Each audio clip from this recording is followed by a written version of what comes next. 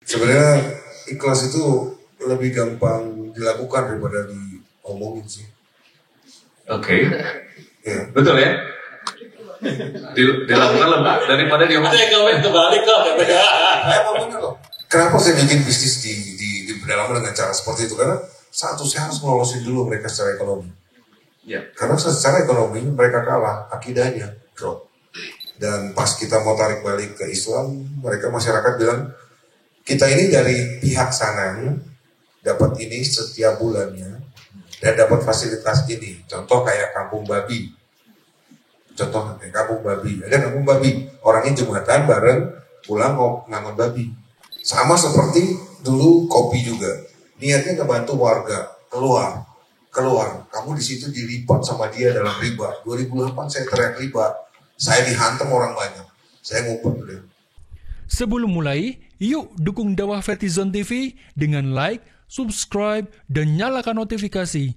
Jazakumullahu khairan katsira.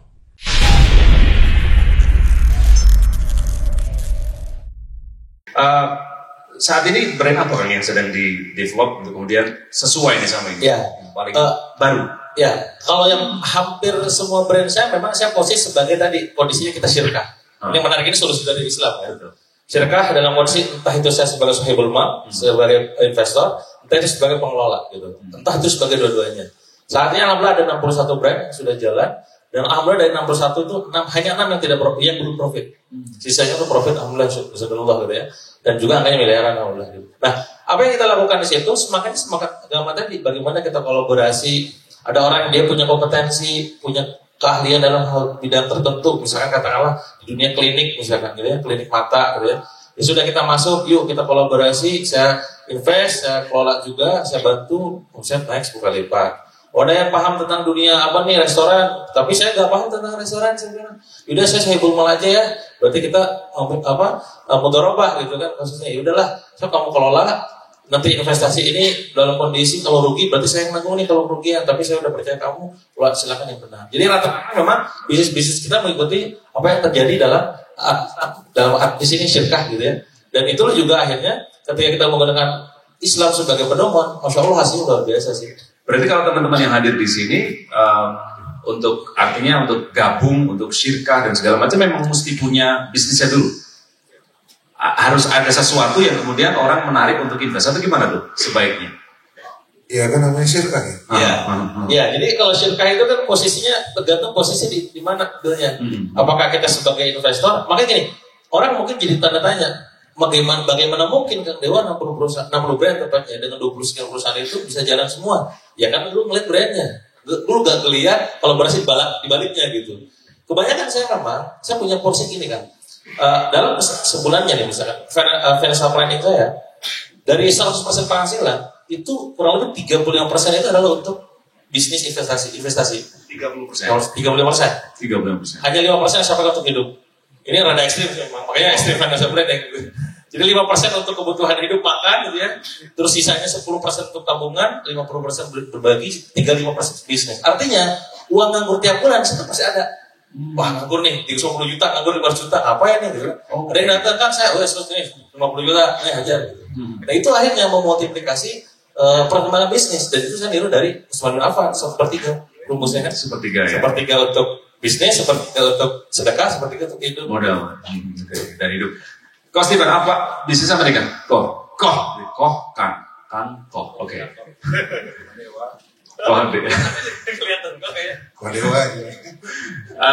Kau Steven, jadi apa yang ada? Ini ceritanya kan ikhlas dan berkah, ini berat loh ini 2 kata ini.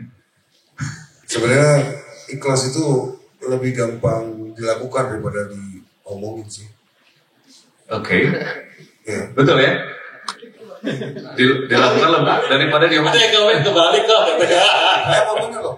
Kalau kita omongin itu susah loh keluar. Sok jelaskan tentang ikhlas. Bingung. Iya kan? Ngomong doang. Tapi kalau dilakukan itu jauh lebih mudah. Sih. Oke, sebenarnya itu nanti sebenarnya ada kelasnya sendiri sih tentang ikhlas. Sekarang kuliahnya di situ. Oke. Di situ. Tapi ini sebenarnya kalau bisnis yang apa yang sekarang lagi jalan, itu lagi running. Sebenarnya kebun kopi itu pertama kali kita terniat dari wilayah yang dimurtadkan. Dan pas kita mau tarik balik ke Islam, mereka masyarakat bilang, kita ini dari pihak sananya dapat ini setiap bulannya dan dapat fasilitas ini. Contoh kayak kampung babi. Contoh kayak kampung babi. Ada kampung babi, orangnya Jumatan bareng pulang mau ngangon babi. Dan itu jumlahnya sangat banyak. Dari total 83.000 desa di Indonesia, itu hampir 40%-nya menganut sistem kampung babi itu. Coba ya, di Indonesia. Dan ini masih Indonesia. Dan ada di Jawa Barat. Kenapa saya bikin bisnis di pedalaman dengan cara seperti itu? Karena satu, saya harus ngelolosin dulu mereka secara ekonomi. Ya. Karena secara ekonomi mereka kalah, akidahnya drop. Kayak tadi, Jumatan pulang ngangon babi. Yang punya lahan babi Pak Haji. Iya. Serius? Iya. Juga begitu. Iya. Gunung ya, Gunung Kidul kan. Sama ini sama kok. Sama kejadiannya sama. Nah makanya saya kasih alternatif mereka ternak domba. Iya, gimana ceritanya dombanya multiply sampai ribuan ya itu kan tugas kita kan ikhtiar. Itu sebenarnya tesis aku sih. Tugas kita tuh cuma ikhtiar. Sukses itu urusan Allah. Kita bukan, tugas kita itu cuma ikhtiar doang. Tugas kita bukan sampai sukses. Mau sukses atau enggak, Allah yang tetapkan. Yang penting kita sudah ikhtiar, selesai. Sama seperti dulu kopi juga. Niatnya ngebantu warga, keluar. Kamu di situ dilipat sama dia dalam riba. 2008 saya teriak riba. Saya dihantam orang banyak. Saya ngumpet udah. Mendingan saya berusukan, masuk ke dalam, saya ajarin mereka bagaimana rilis mereka dari riba. Mulai dari petani-petani ini. Rilis dari koperasi, dari peminjaman bibit, pupuk, dan kawan-kawan. 2008, 2012 hentakannya keras banget. Oke, habis itu saya suruh dikit, 2015 baru gas lagi. Karena udah mulai rame nih. Masyarakat hijrah, anti riba, segala macam. Wah, punya teman banyak. Dulu sendirian, digebukin teman sendiri. Yang bahkan dia pengajar, Ustadz, dia bilang, kamu kalau nggak nyicil bisa punya barang. Riba itu bukan cerita tentang itu kok. Kamu tuh nggak ngerti Islam. Nah, oke. Riba itu pada saat kamu pinjamin ke orang, kamu minta balik dilebihkan. Itu baru namanya makan riba. Oke, well, kamu tahu riba cuma segitu ya, udah nggak apa-apa. Saya ini Ustadz, iya ya. Udah, itu lebih cerdas. Ini fantastik loh ini di Indonesia, dan memang itu entah kenapa ditanamkan ke mereka dari dulu.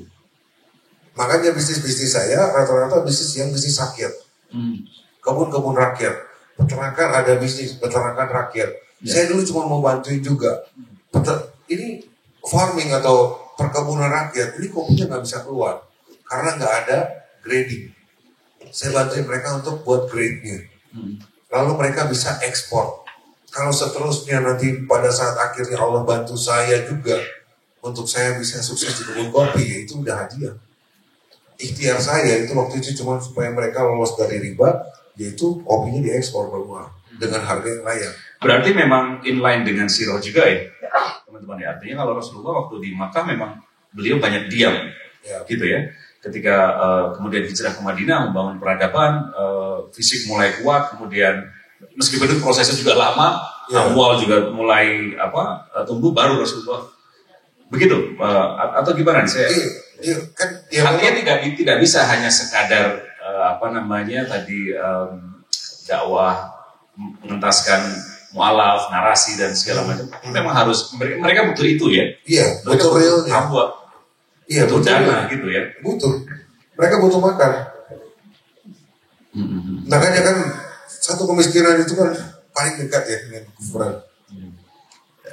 Dan kefakiran yang dekat dengan kekufuran itu dekat juga dengan mereka itu murtad. Mereka itu murtad loh. Mereka murtad cuma karena lapar. Ada yang murtadnya pakai musim. Ada beberapa tempat murtad beneran. Murtadnya musim, cuma Desember doang. Murtad musiman ya? Iya, musiman. Nanti Januari salat lagi dia biasa. Ada yang mingguan. Hari Jumatnya Jumatan, hari Minggunya saya lihat hilang. Pakai batik, pergi ke rumah yang sebelah. Jadi pulang bawa sembako. Ini jamak loh. Aku bilang jamak lah, Dan, bahasa umum. dan sebetulnya maaf ya, beberapa orang yang pendakwah itu ngerti nggak yang hal seperti ini? Makanya, karena banyak orang, maaf nih, banyak sebut saja para ustadz gitu ya, yang terlalu ada di sana gitu, tidak ngerti jangan-jangan permasalahan atau gimana tuh? Makanya kita pisahkan antara mubalik dengan dai. Mubalik adalah tukang ceramah, khotib. Oke. Nah, mereka naik panggung, mereka angkat mic, mereka ceramah. Suaranya lantang, suaranya bagus. Ya kan, cara berkomunikasinya juga luar biasa bagus. Tapi mereka ada juga dai, mereka yang masuk di gunung, di pedalaman. Gak Tugasnya mengajak ya. Memang tugasnya berdakwah. Mereka menjaga, menjadi benteng akidah. Makanya saya selalu bilang, tim di Mualaf Center ini, kami ini sering dikatain, sering dikatain penjaga pagar. Kami ini penjaga pagar. Menjaga supaya muslim tidak keluar pagar. Dan di luar kami menjagain orang yang mau tahu, mau masuk Islam, kami tarik masuk ke dalam. Ya kita cuma ada di pagar-pagar itu aja. Karena kalau memang itu bentengnya tembus, ya pasti di bawah, dalam pasti akan berantakan. Makanya dengan membangun sistem ekonomi keumatan, ya insya Allah kita sih berharap, kami sih berharap, sangat berharap, itu bisa jadi benteng-benteng tersendiri. Ya, ada istilah di orang Jawa tuh apa namanya pagar mangkok lebih bagus daripada pagar kayu, atau pagar besi. Artinya kita ngasih orang makan itu kita akan dijagain orang daripada kita jagain rumah kita pakai pagar yang tinggi-tinggi gitu ya. Iya, kurang lebih begitu.